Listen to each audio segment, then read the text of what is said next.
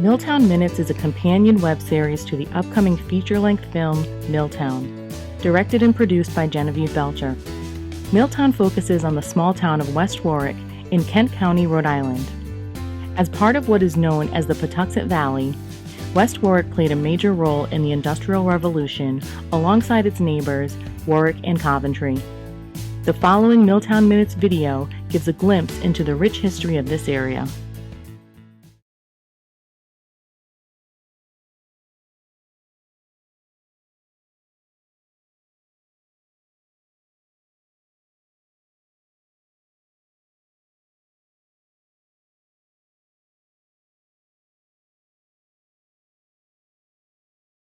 The immigrant population played a significant role in the success of the mills in Kent County. Without them, the textile mills would not have been able to keep up with the demand for goods. There were many immigrant groups that came to this area in large numbers, such as Portuguese, Swedish, Italian, Polish, and others. But arguably, the two groups that made the biggest impact in the 19th century were the Irish and the French Canadians. When the Industrial Revolution started, the workers were comprised mostly of Yankees of English descent. As the mills expanded, they needed a larger labor force. The mill owners would go to places, like England and Ireland, and they would start advertising for workers. They liked English workers because they were skilled, and they could, bring them over, and they were put in, say a better class of house than just your average mill worker. And by the 1830s, 1840s, you were having an influx of Irish immigrants, and you saw the rise of a real nationalist movement. They were truly afraid of these people who are Catholic, who have an accent. So they were putting up the signs, "Irish need not apply," and they were not making them feel welcome. Well, the Irish were coming because of the potato famine over in Ireland. Described as ghastly skeletons, it has been reported that more than 1 million Irish died during the potato famine of the 1840s. Perhaps the most shocking statistic related to the Great Famine is the fact that there was actually enough food between crops and livestock to feed the entire population of Ireland. Instead of relieving the famine, their landlords were exporting the goods to the wealthier class in England. To avoid starvation, it is estimated that approximately 2 million Irish uprooted themselves, left their homeland, and emigrated to other countries.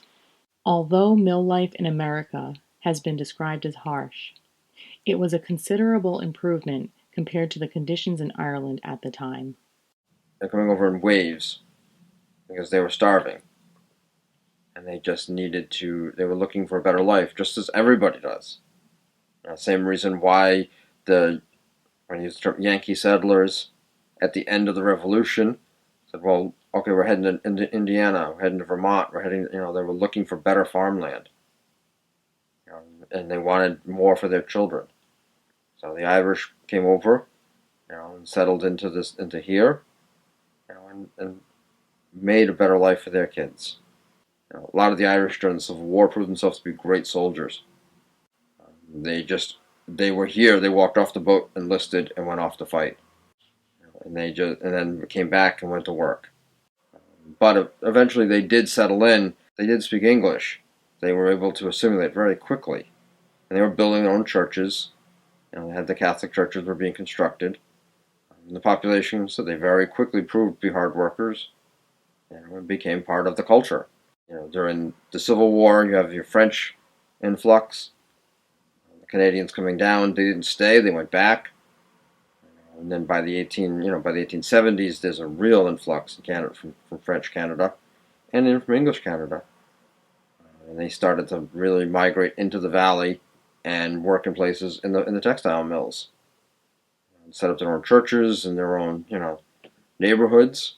Most French Canadians came to Rhode Island because of poor economic conditions in Canada, and many hadn't planned to stay permanently. The majority were from the peasant class, and found they preferred the quality of American life. To quote Trumpets in Jericho by Matthias Harpin, there was the better life which American mill villages offered compared to life on the Canadian farm. which even at its very best was primitively harsh. And there was liberty and freedom always so dear to French hearts. For long under English rule had they felt denied in Canada. That these first French loved it here was indicated in their eagerness to be absorbed into the stream of American life. First of these indications was the rapidity in which the first French anglicized their names. Examples of some of these anglicized names you may recognize today include Paquin became Perkins, Briand became Bryant, Moreau became Morris, Leduc became Duke, Brind'Amour became Brown. In West Warwick, you have the French population, which came down by the 1880s because of the economy was changing up there. They had very large families, so they came down here and they were able to support themselves working in the mills. And they spoke French in one neighborhood, and then maybe they spoke, you would have a little bit of an Italian. The Italians were starting to come over at that time. You'd have an Italian neighborhood.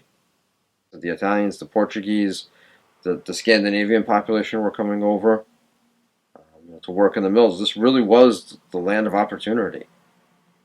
When you think about it, they had houses, they had food, you had farms that they could own. It was fairly clean compared to some of the countries that, like England.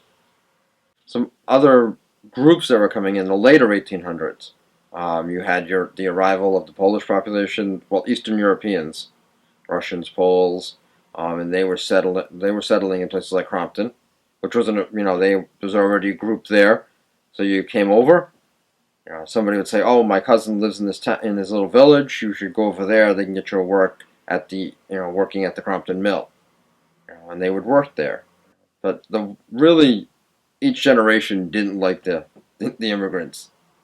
What we see today is nothing new. And they just but they eventually proved themselves. As is typical in many areas of America, each immigrant group of Kent County tended to congregate together in one neighborhood so that they could speak their native language, continue their traditions, and attend church and social functions together. So your French population came down and they established St. John the Baptist Church in Arctic. Then you have, when the Italian population settled in the Natick section, they were going to Sacred Heart. And you had your different ethnic communities, very distinct ethnic communities. That's why there's so many churches. You see so many churches because they had their one specific church that they went to. They had their funeral home that they used. They were very traditional about what they were doing.